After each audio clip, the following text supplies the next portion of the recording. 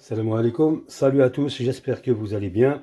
Dans ce troisième épisode de la série consacrée pour le turbocompresseur, je vais vous expliquer le fonctionnement du turbo. Donc, comment fonctionne le turbo. A tout de suite. Donc, pour fonctionner, le turbo n'a pas besoin de l'énergie électrique ni de carburant pour se mettre en fonction. Il a juste besoin de la pression d'air ou des gaz. Dans le cas des moteurs thermiques, le turbo a besoin de la pression des gaz d'échappement qui sort du moteur par la voie du collecteur d'échappement. Voilà à quoi ressemble un collecteur d'échappement.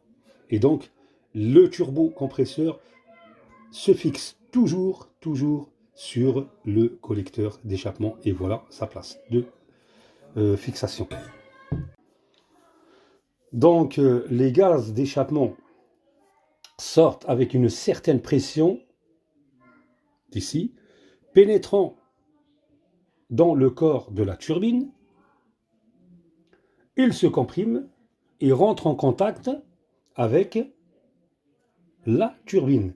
Cette dernière, elle va se mettre en mouvement, elle tourne.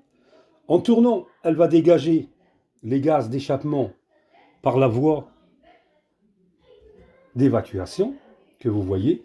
Et en même temps, quand elle tourne, elle va faire tourner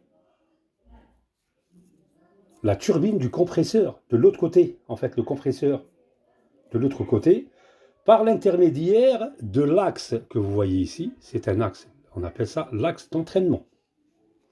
Et en fait, qui porte les deux turbines, celle d'échappement et celle de compresseur.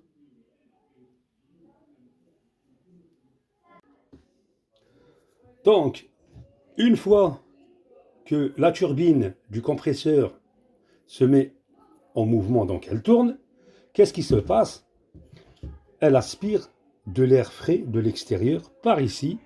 Il se comprime à l'intérieur du compresseur et après, il est envoyé à l'intérieur du moteur par la voie du collecteur d'admission.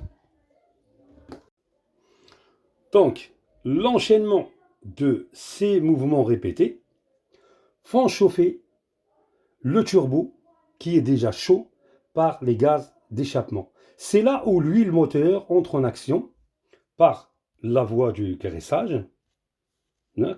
L'huile, donc, elle rentre par là. Elle traverse l'arbre et elle sort de l'autre côté.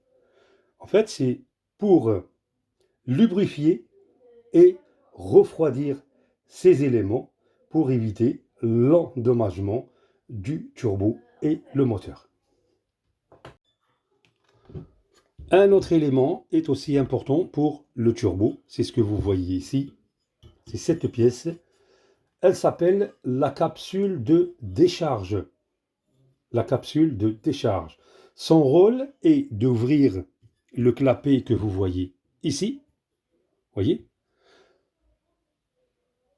Le clapet de la turbine pour évacuer la surcharge des gaz qui se compriment pour éviter en fait l'emballement du turbo et régule la pression de ce dernier pour un bon fonctionnement.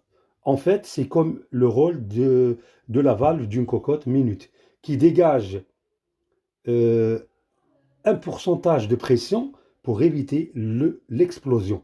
Donc, le turbo tourne vite ou moins vite, c'est selon la demande. C'est-à-dire, plus le moteur est en accélération, plus le flux des gaz d'échappement est important.